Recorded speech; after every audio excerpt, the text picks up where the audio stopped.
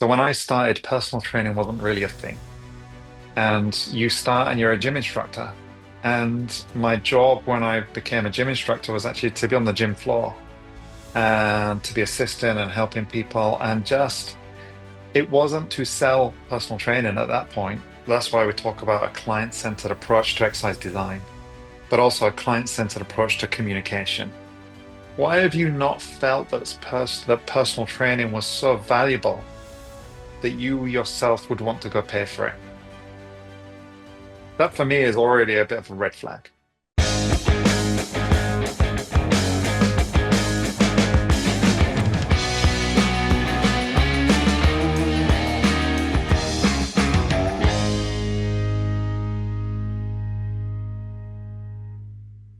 This is the moment that I've been waiting for a long time. Michael is with me. Michael is, in my opinion, one of the go-to guys in Europe, well, in the UK, but it's not a European Commission anymore or European Union, the Brexit stuff and so on. But Michael, how are you doing today, man?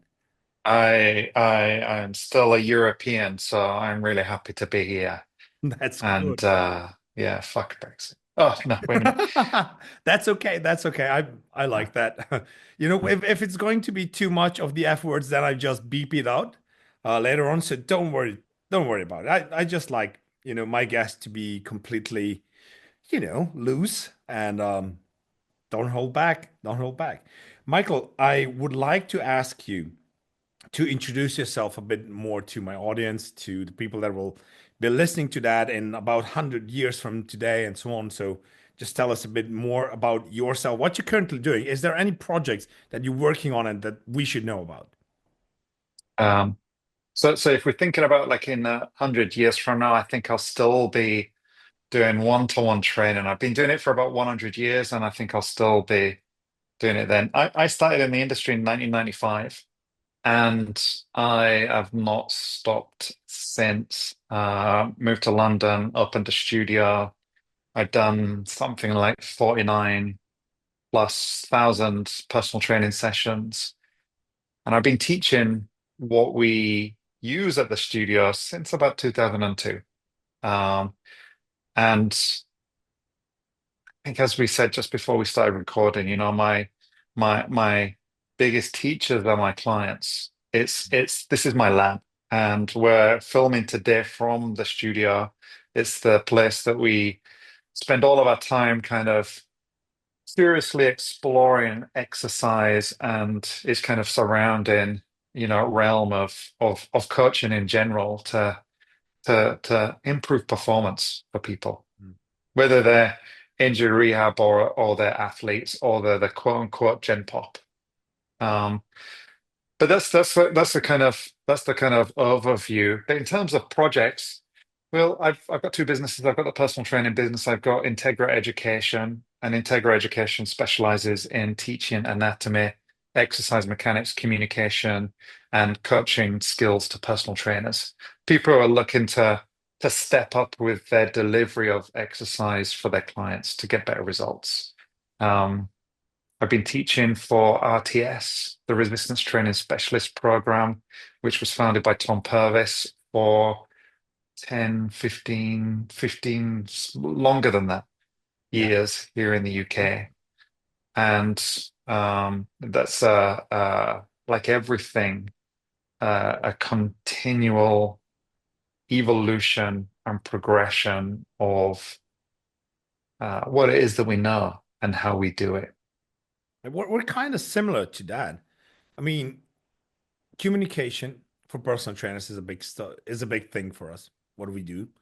Mm, Psychology of coaching, which hmm I have two psychologists in my team that we use for pretty much all of our courses. mm, Doesn't matter if it's like the certification courses where you get certified to become a personal trainer, or if you're looking to expand your knowledge and your expertise and so on. I believe that that's such a huge part of it that was or that we were missing out on in the history of personal training. If I look hmm back, I mean, I'm much younger than you, not necessarily prettier. I wouldn't claim that one, but I started around year 2000, about 5, 6 years when you were already in the business, but Mm, still long enough to understand that things have changed dramatically in the past 20, 25 years. mhm, If you look at the 90s coaches that were out there, they're, in my view at least, but you can, since you've been the coach in the 90s as well, you can tell me more about it. I perceive them as being harsh, more bodybuilding oriented. We haven't uh, got the same amount of insight into training as we have today. I believe that after 2010, the scientific field for fitness exploded. How do you see that? well, I think that the people doing work in 2005 may disagree, and I would think that the people in 1985 would disagree. I think there is a there's there's more exposure to information, and that information is more readily available. So when you started in 2000, there was only certain things that we got access to. We actually had to, you know, book a course, and the internet was there by then, and we had to get on a plane and go somewhere to actually kind of get information. Now we can get information, we can pay for information online. It's readily available. And that doesn't necessarily equate to quality. It just equates to quantity. Now, at the same time, I think that because there's more money in the fitness industry, there are more people that are interested in personal training. There's more there's more potential for businesses to make money. There may be more money that's going into, research and development. That being said, if we think about some of the equipment we've got here in the studio, some of the technologies that we've got here in the studio, we've been using some of the same stuff for a long time. So I think that there's definitely a mushroom effect where there's a lot more that's available. Um, and ultimately, we are standing on the shoulders of the giants that came before us. And so if we think about science in general, there should be a progression from that. I'm not quite convinced that the amount of information and knowledge that we've got is actually equating to our industry stepping up. Yeah, it's There's not. just a lot more personal trainers. Yeah. I was just thinking about it today, and then I was speaking to a colleague and a friend of mine, business partner actually, that in certain perspectives, or yeah, in certain point of views, let's say, we forgot that every once in a while, it's good just to go and train. Do you think, I mean, you're teaching biomechanics and so on. Do you think that trainers too often overcomplicate things for clients? Mm, I think that could happen. But let's think, why would that happen? Why would someone feel the need to overcomplicate something? Because that's really, if we go back to psychology, what is it that drives us to take action? So is it that the person who's overcomplicating it just doesn't actually understand the information well enough yet, and so it's just kind of spewing out? Or do they have a need to be recognized for the amount of work that they know and the amount of information? So now it's just spewing out. Like, do you see where I'm kind of going with that? Yeah. Where it's like, you know, yeah, for sure. And I know that when I got to see my accountant, sometimes he gives me too much information. And maybe he's just saying that because he wants to justify why he's charging me a shit ton of money, you know, because he's done this, and this, and this. And I'm like, dude, have you saved me money? Yeah. Is your fee a small percentage of the the tax that you've saved? That's what I want to know. And so yeah, I think that we can, and I think we all feel kind of fall guilty of that. But there's a thing here where for my accountant, I absolutely want him to know everything there is to know to make the best decisions for me. I Mm, don't want him to waste my fucking time yeah, and do what I can get with some automated software online. In the absolutely. same way that if clients can get the same service from one of these $10 a month AI fitness, and it kind of makes you, the personal trainer, redundant. Mm. And See, so there's a balance there, isn't there? yes, it is. Regarding that, I was thinking about it a lot because AI is doing such a massive progress right now. I mean, if you look at Grok, you just put your phone up in your car and you talk to someone. It's like I showed it to my daughter. I have two daughters, by the way. So the big one, she'll be 18 in August. And we were driving home, and I showed her because she was with the Erasmus project going to Sweden for 2 weeks and so on. Hmm. And I showed her, look, it, you can help yourself with that. Yeah, show me. And I showed her that, and she was like, that I'm freaking scared now. I said, well, you better be because that thing is freaking scary to be Hmm. honest, when you start to look into that. But there's one thing that makes me not worried at all that any personal trainer will be ending up without a job if we go into AI because it's as simple as that you know if you feed the AI good enough, so solid information, it can give you solid advice. The only problem that we have is our clients don't know how to feed it properly and they lie. Not Mm. intentionally most of the times, but they do.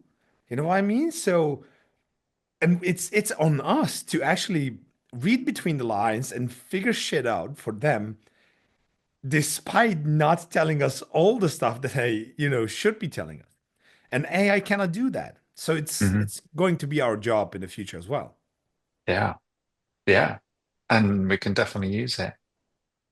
We So should. going back to the overcomplication thing, Yeah.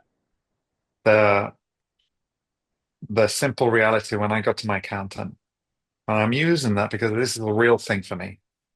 I don't want to know what's inside my accountant's head.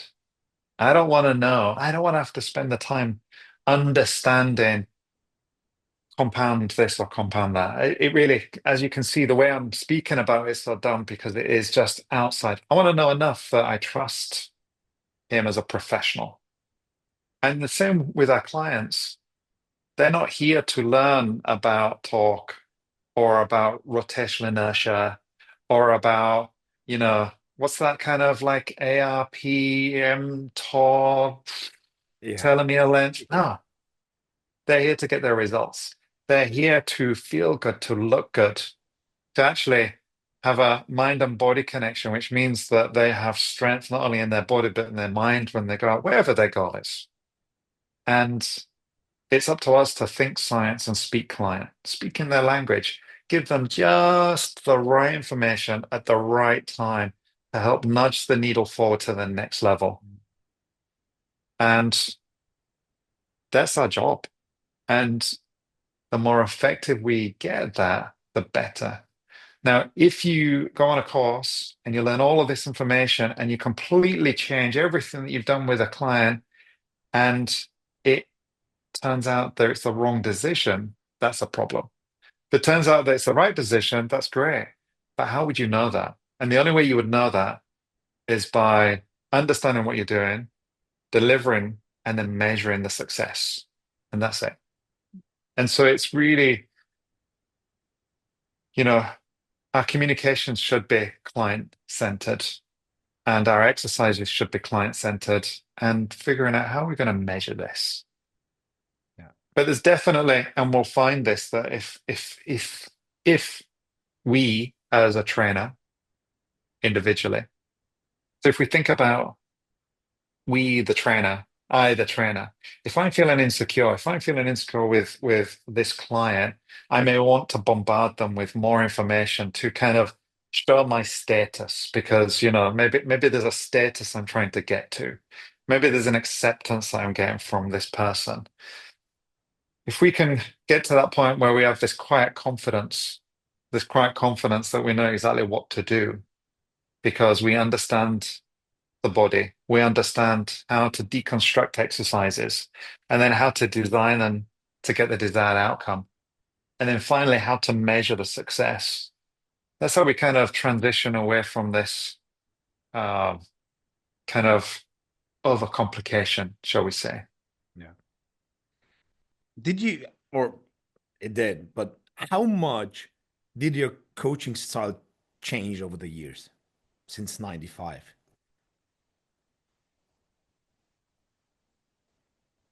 Um, I think there's an underlying ethos, and the underlying ethos is, and this is something that I know that I've carried for a long time. Find out where the client is and just show them what just outside their field of vision.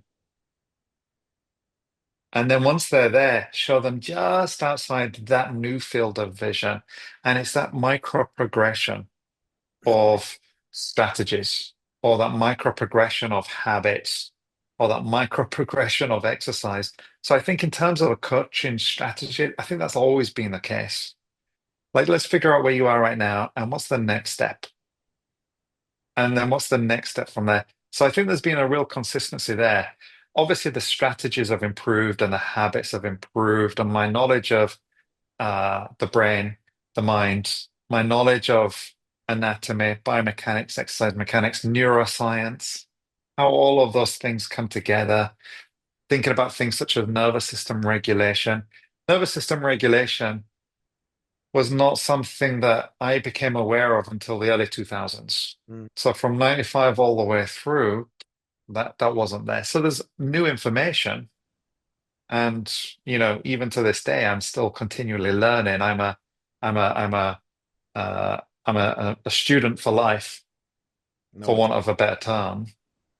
And it's, every day is kind of school day when it comes to trying to understand more.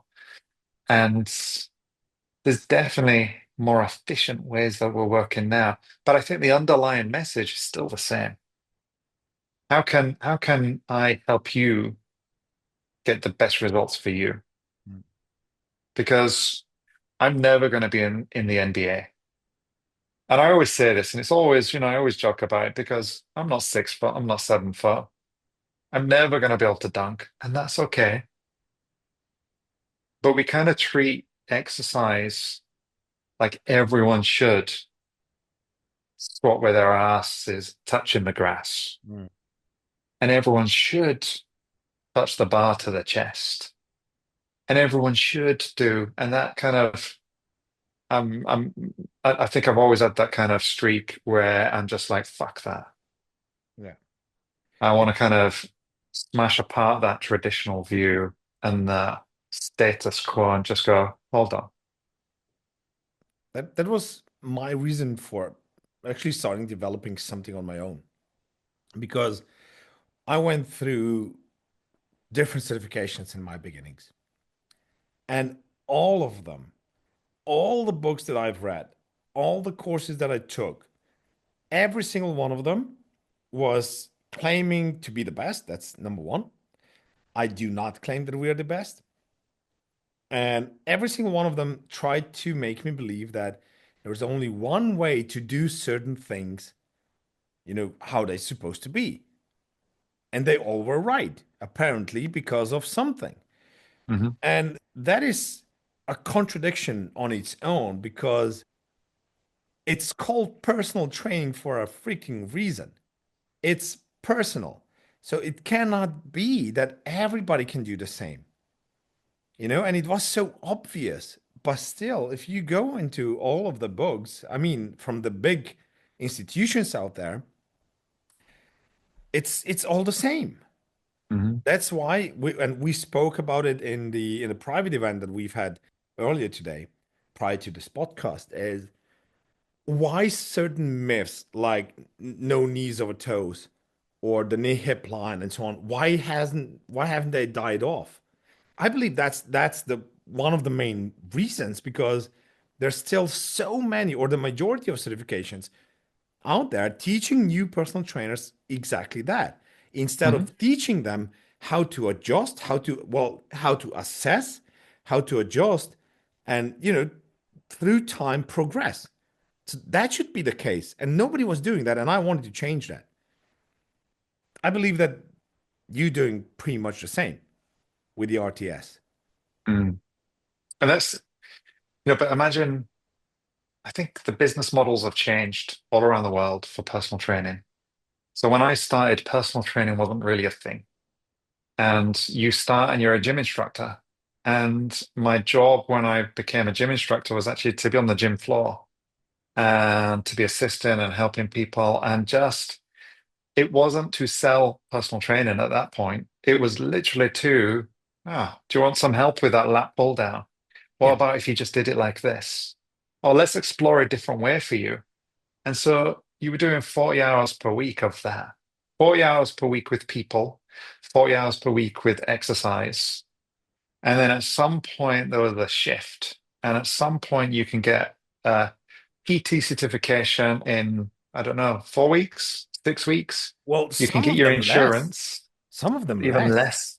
less. So you can get that PT certification and you can pay someone rent and you can be on the gym floor now. Yeah. And that doesn't, unfortunately, give you the tools to really be able to deliver something. Not at this point. And there's, if you go into that and you're like, okay, I am going to be my own, what's the word? It's kind of like I'm doing this to learn for the next 3 years. If you started off and you went, I'm just going to be learning for the next 3 years and I'm going to do my best and I'm going to do my best with as many people as possible. That's a different proposition than you've just been on a course. They've told you you're the best in the world. You've done this 6 week course. There's no one better than you. Everyone should follow these rules. Here's the exercise rule book. And you're the best of the best. And you're the best of the best. And so now I'm receiving this information where I'm the best. And why can't I pay my rent? And you become cocky as well. So you can't pay your rent, but you're cocky as fuck as well because somebody told you to. I've had the same experience with universities as well. Because they pump their egos to a degree when they finish, they honestly believe that they're amongst the best on the market. But the problem that I've had is usually what I've seen. It's not every time. It's not with all the universities. I just, you know, what what I know from my experience was that they didn't have any practical experience besides what they've done inside the study. Um, what became a problem for me, I am still a gym owner, so is you. And when I was looking out for staff, trying to employ somebody, and I got somebody like that, I always do one simple test. You know what? Here's a client. Take the client, show me what you got. Because in my opinion, that was the best as that we could do with somebody that we are looking forward to employ to understand what is the communication level, what is their understanding of individuality, assessment processes, how fast are you able to implement that into a training program and so on and so on. And I don't care if it took him 2 hours, but just show me how you operate. I want to see Mm. that. And not many passed the test actually, because quite some of them were, I don't have a freaking clue what I'm doing and what to do then. So that's what when we started with internships and so on. How's your experience with your gym? Do you have something like that in place? You have colleagues, right? It's not just only you there. So how Mhm. do you how do you go on about it? Ultimately, if we're going to be, because we employ all of our team.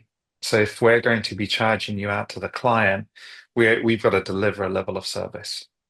And that service is not just about your knowledge, it's how you do what you do, and it's how you deliver.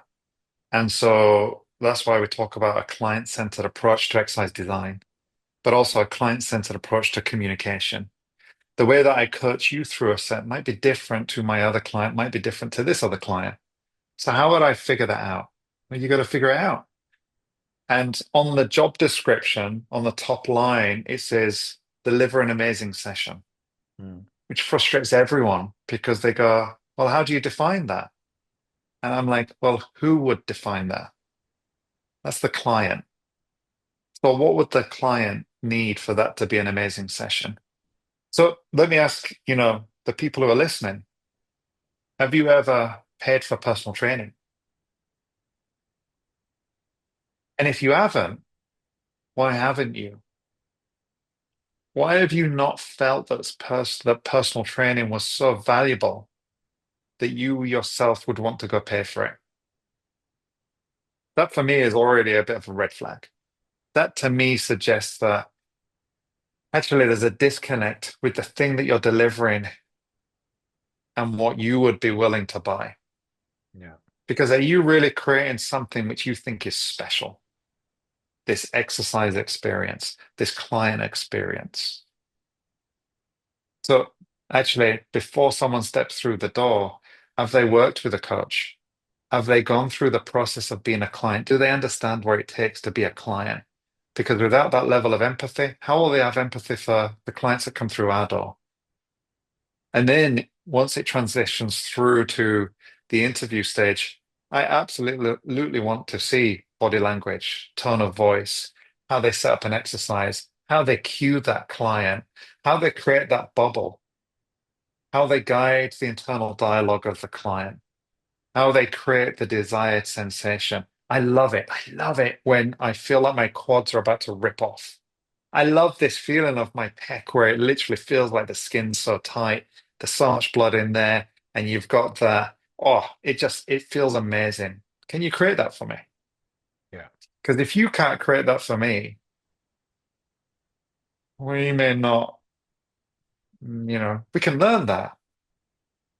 But if this thing's not exciting for you to have already got to that level, I'm not sure where that we're the right place for you right now. Mm. Can I And ask so you? that's kind of how I think. Like we're creating experiences for clients, and we keep our clients here for 5, 10, 15, 20 years. So for them to do 3 sessions a week for 42 weeks of the year for 20 years, what's going to make them keep on coming back?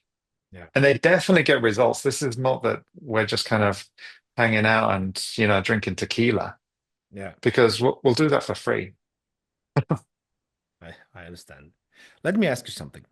So this is more of a personal thing for me, but when I'm creating, Should we press stop on the recording? Should no. we? Okay, okay. No, but when I'm creating new stuff for us, I always sit down and try to ask myself, why the hell am I doing that? And what do I want out of it? So the new program or the system, the education system, the training system, whatever, that you've been part of it today, I changed the whole business model this year for us because what I've noticed when we were doing just, the certifications that we were doing, despite having a lot of ongoing education stuff ready, there were so many people just coming in trying to get certified without the proper intent to work in this field, to have a career, without a true vision. Mm, And when I started to change that, I've said, look, I don't care about the money, which is not for everybody to understand because we charge double from our competition. But still, it's not about the money because if you lower the prices and go for the masses, you can actually earn more. But I'm out for quality and for vision. So now when we do initial consultations to take somebody on, I'm asking about their vision. How do they see themselves in the fitness industry? I just want your opinion. What do you think? Would that be something worth doing since you're in the industry for so long? That's why I You said you it's more a personal thing. but what you're stating more succinctly than I did is saying, what is your vision for exercise? What is your vision for personal training? Well, your vision will only be as wide, as bold, as bright as your experience. So, what is your experience? And if your experience of exercise is CrossFit, and this is, I'm not throwing shade on CrossFit. CrossFit is perfect for what it is. Mm. If that is your total experience for exercise, you might think that that's what exercise is. And then over here, if you have just grown up in a Pilates world, you may think that this is what exercise is. And then if you and me have only ever been to bodybuilding gyms, you get the point. It's really about actually, they're just exercise recipes. They are just recipes of exercise. And one of the many, many, many things that Tom Purvis has done has created effectively a calculation for exercise to deconstruct an exercise to be able to go, actually, what are the differences between Pilates and CrossFit? And what are the similarities? What goes into those two? And which of these is going to be relevant for your client and their goal Exactly. and their ability Mm. and their skill and etc. etc. So coming back to what you were saying in terms of vision, it's really, I think asking people about their vision, maybe helping them see what they cannot see. So you're sharing your vision because you have a vision and you have a vision for personal training, for exercise, for our industry, and actually sharing on that. And maybe they're enrolling on your vision because that inspires something within them. Mm. I know that, the level three of our education program, we have level one, two, and three. Level three is called Integra Project, and it's something that's ongoing. And every single person on there has a similar vision to me. We have come together because we share this passion, we share this vision. Many of them have their own facilities, and every single week we're exploring all of these different topics to get better. And it's we have a shared vision for how we could make an impact on the world. So I think you already knew the answer to that question. Yeah, but I wanted just your opinion on that. It's you get insecure when you put something new and not approved on the market yet. It's, you know, I think it doesn't matter how long you're in any kind of industry or in business, you still have the same insecurities as in the beginnings, you know what I mean? So that's I'm always keen to know how's your point of view? What are you thinking about? Hmm. And I just know that not everybody is like me or you. We strive for more. That's why you're working for. That's why you want to earn more money because you want to spend it more on knowledge. I was willing to pay, and many people don't know that.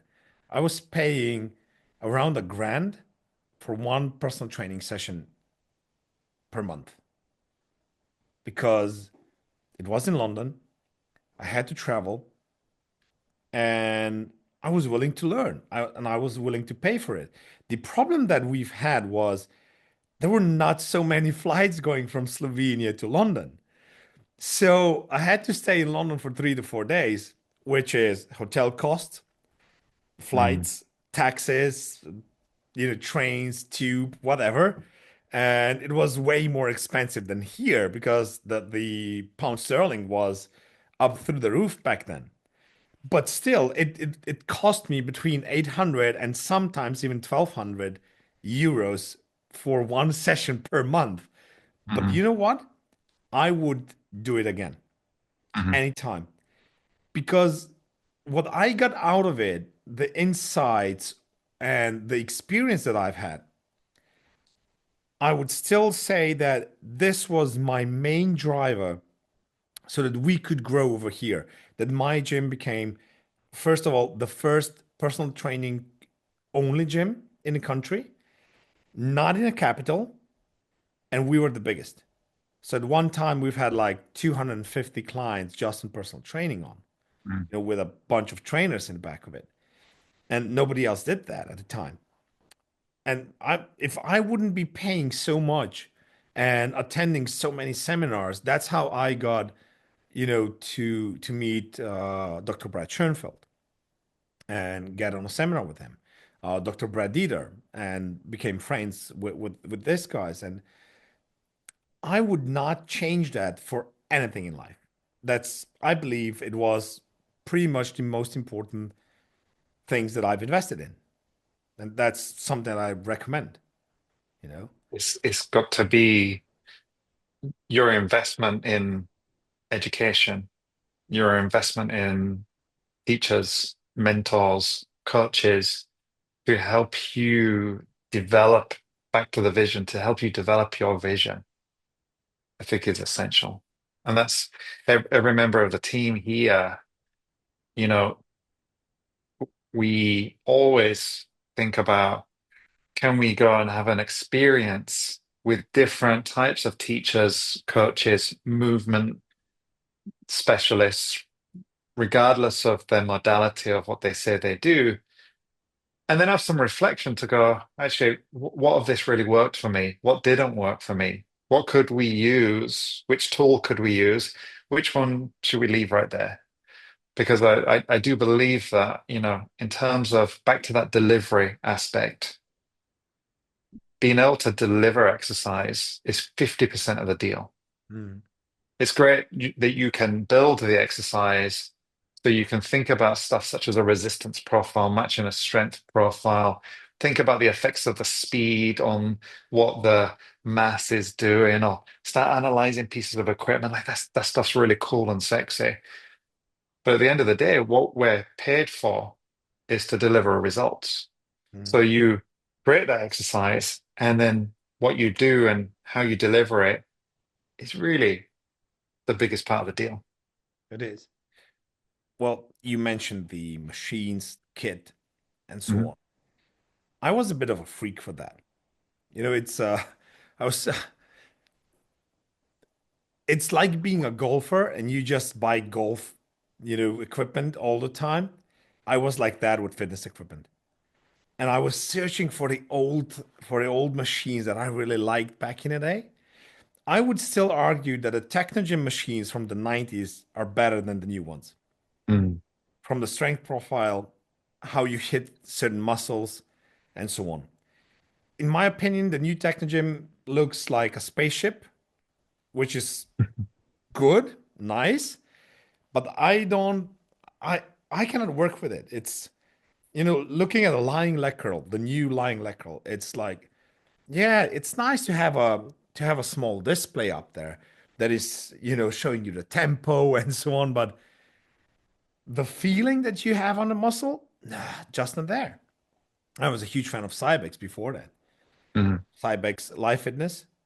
And then we started to work around 2016 with Primal Strength. I Mhm. don't know if you know Steven, Mhm. but I think that Primal Strength got really, really better in the past 5 years. It's a huge jump. So I'm a fan. But there are, some old machines from Nautilus. You remember the one, I believe Nick Mitchell bought one for Ultimate Performance in London. The one with the chains. It was pullover and pec deck. Yeah. Oh my God.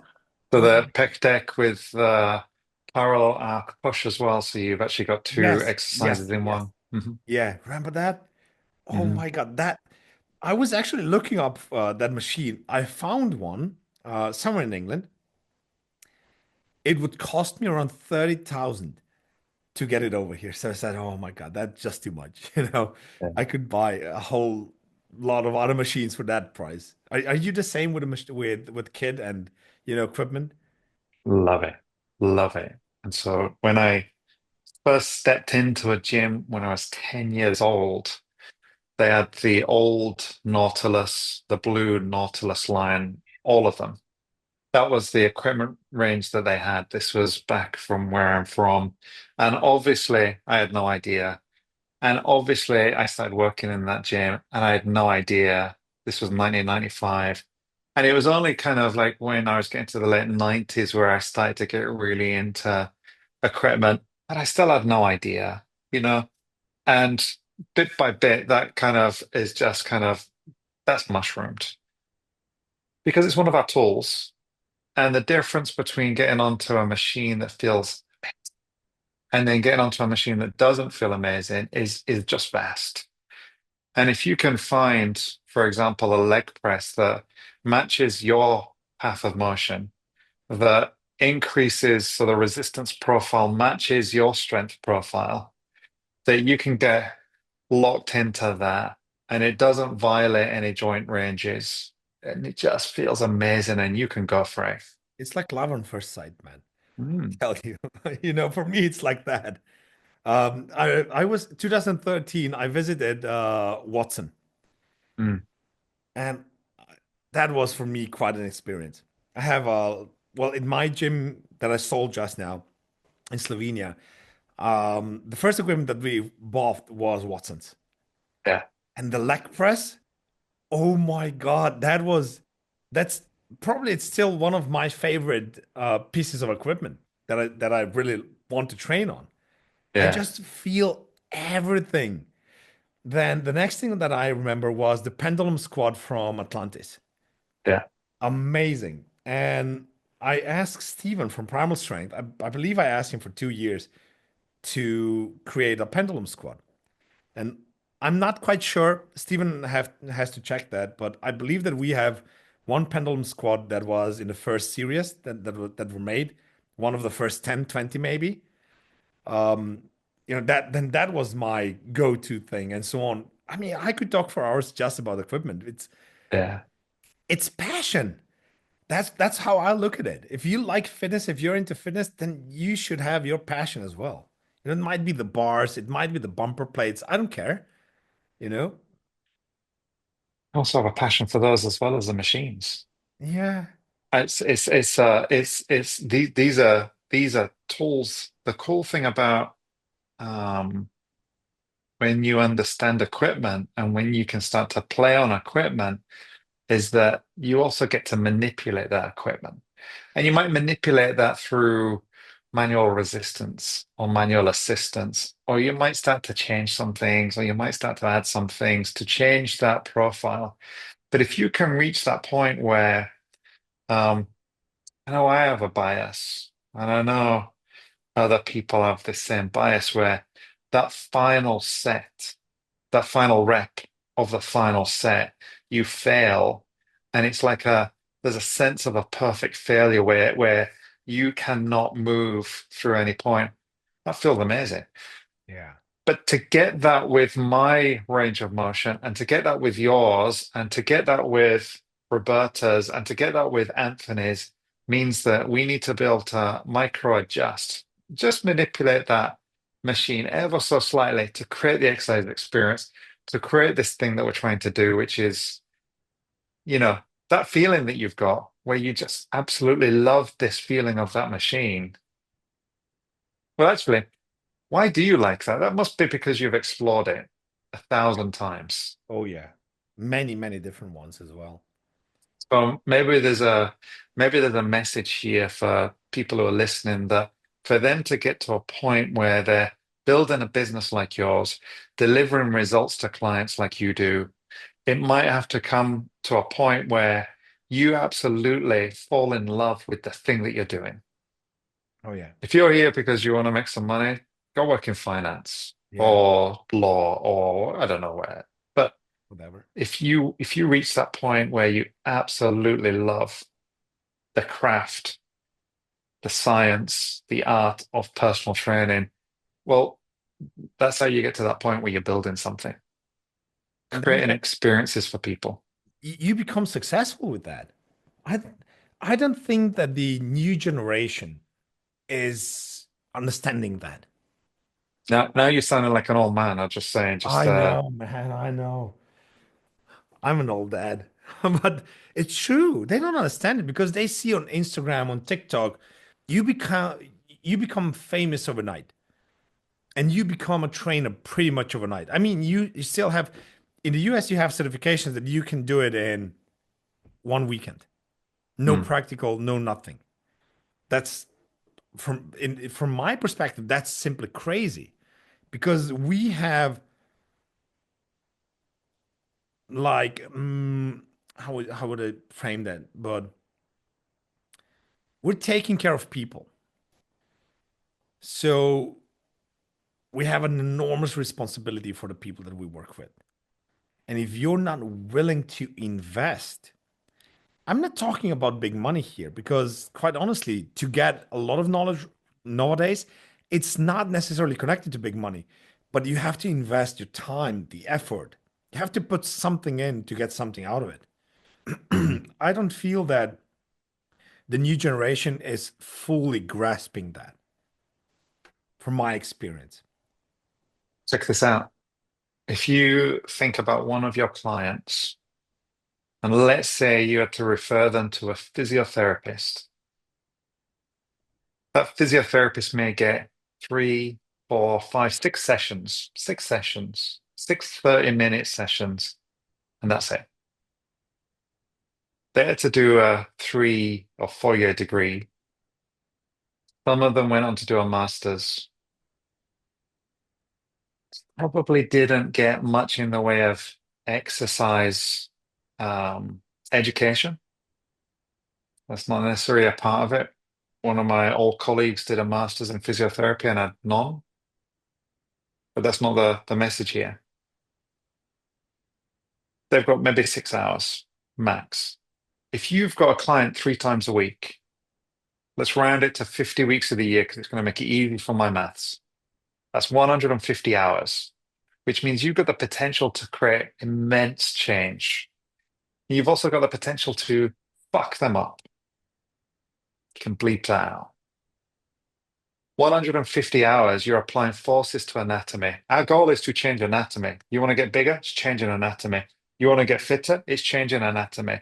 Our goal is we're using forces to create change within the body. If those forces going across the hip joint, across the knee joint are not aligned with what we want the joint to do, 150 hours of that per week has got this, well, potentially negative consequences. That's probably the nicer way to say it rather than fuck them up. Yeah, but So it's you've got this potential for amazing change, and you've also got this responsibility. You can't do that within 48 hours, 2 days. You can't do that within a year. yeah. You've got to, commit to, if you're going to be a professional personal trainer, this is a continual stage of evolution. Yeah. But somehow you have to start as well. I understand that. Hmm. And what we are trying to create is that we give you in 8 to 12 weeks the maximum that we can in this short amount of time, and then take you through an ongoing education, which is lasting at least a year. But if you want to, it can be more. And we're inviting people like you. We've had Dr. Mike on it in January. We had Dr. Dean St. Mart from the UK as well, previous month, and so on. And there will be multiple more because I want them to have the different experience to hear different people speak. What I'm trying to say is, despite a short time in the beginning, I still encourage them go on, take a client, two, five maybe, and start working. Because I think that you start researching when you encounter a problem with your client, because then you have a different kind of motivation than just somebody told me to. Now you have to. you're getting paid for that, so you better do your freaking job. So now you go and research, and the research will be different because you're invested differently as well. Hmm. So that's why I'm still saying, yeah, you might not be good or good enough yet, but you have to start somewhere to become good. So it's still, I wouldn't encourage you to take a course that lasts only 2 days, because in my opinion, that's not nearly enough. I mean, you can go and listen to it, have a listen, but then go and take something more serious than that. And I There's don't. kind of there's a couple of things that it's kind of like circling back to, my biggest teachers are my clients. I still see clients now because they're coming up with the problems that they want me to solve. And so in the beginning, when your trainers start working with people, having the uh, ethical perspective of knowing when to refer out. It's beyond the scope of my practice. Actually, go see this person. Let's get you checked out, and then let's keep working together. And that builds relationships with other professionals. So you're not thinking that you can cure all matter of problems for your clients. So you're building these relationships, and it's kind of like you're creating the boundary. But that doesn't mean you can't explore with apparently healthy individuals that Mhm. don't have spinal issues, hip issues, arthritis. And then more and more, as you build your knowledge base, you get to work with more and more people. You get to work with a wider population. I think that's fantastic. And actually having the support structure, because that's what it is. Because personal trainers, they go out in the world, they've done their course, and it's like, that's it, they're by themselves. Mhm. Often they're not working for a team or within a team. They're just individuals and they're paying rent to the club and they're maybe chatting to some of their friends, but there's nothing really structured. There's nowhere that they might feel comfortable kind of going, I do not know the answer to this. And one of the big things I say to everyone that comes through the Integra education program is actually get comfortable with not knowing and get comfortable with failing because actually failing is a part of the process. And there's no shame in failing. It's actually knowing where the limit is, knowing where, the difference between you knowing and not knowing, and then finding how you can build the answers in to that knowledge base. Yeah. So it's that growth mindset. So you're actually offering a structure for your students where you're encouraging a growth mindset. Let's figure this out together. Yeah. Love it. Michael, I will say thank you for the chat today. Have I told you why I'm doing podcast? I think it's one of the No. easiest way to get to know somebody. So I invite interesting people that I want to know more about them into the podcast, and let's have a chat. So thank you for having a chat with me today. I will, well, the invitation stands for another time as well. Hmm. So the next time we'll figure it out when exactly, but I would definitely go for a bit more biomechanical podcast. I would even say that we can do that live when you come over here. Hmm. But in the meantime, where can people find you? Where can they know more about what you do and your courses, about seminars, everything that you do? Best place is the website, integra-education.net. Integra-education.net. Good. That's the best place. I'm not really on Instagram that much. There is a page there. I think once every 4 months, there's a post that goes out. One day Good we'll enough. get really good at that, but it's just not. No, you would actually need a special dedicated person to do that. That would make Yeah. sense. But I Yeah. will put the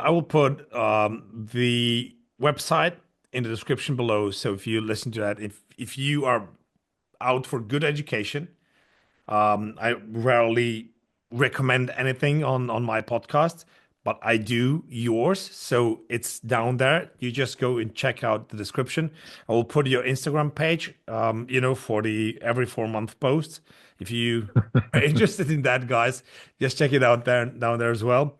And follow us for more information, for more podcasts like that. And we'll definitely put out all the dates and everything that we've had, including Michael in 2025. Michael, thank you. It was a Thank you for was a inviting me pleasure. on. I was trying to act all English as well today, so I was drinking tea the whole time. Just to let you I've know. got all the coffees down here, so I'm going for coffee. Good. Thanks, man. See you soon. Thank you. See you soon. If you like this video, then click here to watch more of videos like that. If you have not subscribed to our channel yet, please click here. And don't forget to tell us in the comments below, who do you want us to host next so that you get the guest that you want?